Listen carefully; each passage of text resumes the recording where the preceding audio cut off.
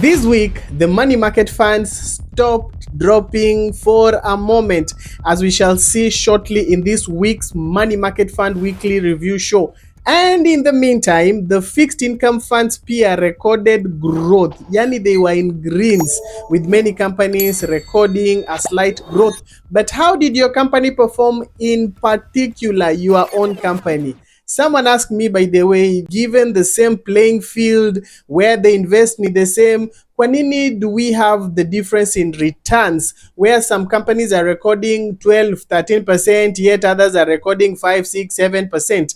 What causes this difference? I have recorded this video answering these questions already and will be posting that response here. So make sure to subscribe and follow, usipitwe na any of that. But first things first, the Treasury bills zili maintain, or rather they slowed down their drop and things didn't change that much. The 1 year option ili record 9.719% and was undersubscribed, while the 6 month option recorded 8.41% and was also undersubscribed as well. Then lastly, the 91-day option recorded an 8.11%, and this time it oversubscribed to over 4 times. Generally, the results are just around the same spot as last week. And now, moving over to the United States dollar money market fund, this week only 3 companies recorded growth. Yes, while 2 maintained, as shown in gray. And coincidentally, this is the company at position 1, and that is Etica, and at position last, that is Absa.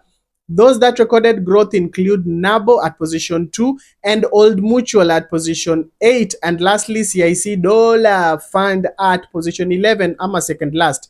Etica still maintained a return above 6%, and 8 other companies recorded above 5% returns. The average by there is still looking good. So let's move over to the fixed income funds category.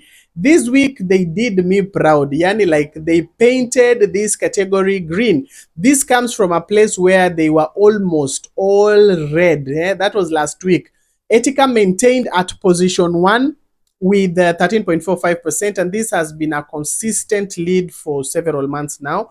By the way, for those in Etica, you can switch or split your funds between money market fund and fixed income funds so that you may enjoy slightly higher returns kiasi, and the transfer can be done within your portal. Pale pale ume login bila wasiwasi, easy peasy. NABO Africa has recorded a very good growth, coming from 11% thereabout to 13% plus, and jumping all the way to number 2. Zimele as well at 12.73%, also maintained at position 3. By the way, there's a likelihood that things will get better in this category, considering that we have 2 more reopened infrastructure bonds, ama IFB. And remember, they are tax free. By the way, I've done a video and it should be posted by Kesho on all that you need to know about these IFBs, what to expect in returns, and therefore usikose that video as well. Remember, fixed income funds and money market funds are almost the same, like the difference ni kidogo, but completely the same from the client's end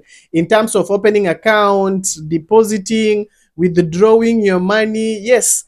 Lastly, the Kenyan Shilling money market fund also did well on average, whereby for the second week in a row now, the average is green, meaning that there is growth being experienced on average. This means 2 things, by the way. Either the downward trend has taken a break and the rates are kind of stabilizing at this point. Yeah, what do you think?